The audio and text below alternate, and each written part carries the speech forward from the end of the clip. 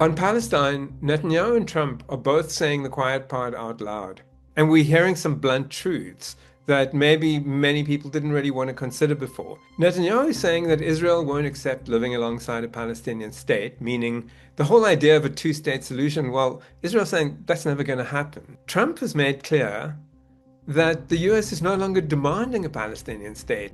Hi, I'm Tony Curran, the editorial manager at AJ Plus.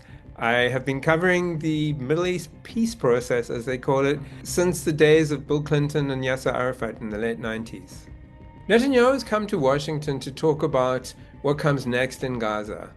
There's not much good news in there for Palestinians, particularly the Palestinians of Gaza. From the Israeli side, it's like forget about a two-state solution or Palestinian state. They're now talking about the expulsion of the survivors of the Gaza genocide. On the American side, they've long stopped talking about a two-state solution. Trump doesn't bother to sort of mouth the words that have been empty since 2000.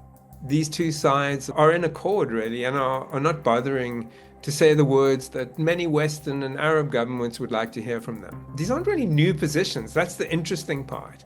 That basically, Netanyahu has been Israel's democratically elected prime minister for the majority of the last 30 years. And what's interesting here is that he no longer feels any need to disguise or even fudge his intentions.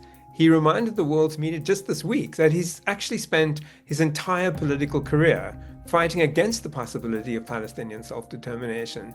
He's basically here declaring victory on a program that he began in 1996 when he first got elected, which is to stop the emergence or prevent the emergence of a Palestinian state alongside Israel. Today, we're seeing his regime is literally accelerating its efforts to violently expel Palestinians from both Gaza and the West Bank.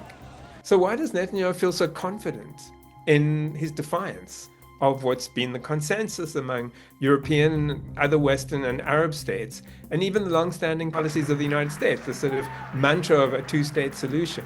Well, it's because there's no pressure on him to lie or even dissemble about his intentions anymore. You can actually see that a lot of the players in the region and maybe elsewhere have acted as if the US is a referee, right, since the beginning of the peace process. And so there's been the assumption, even with the genocide, that at some point the US referee will blow the whistle and call a halt. Are we seeing any evidence of that? No, because the US is not the referee. The US is a player, a coach, an armorer of one side in this contest.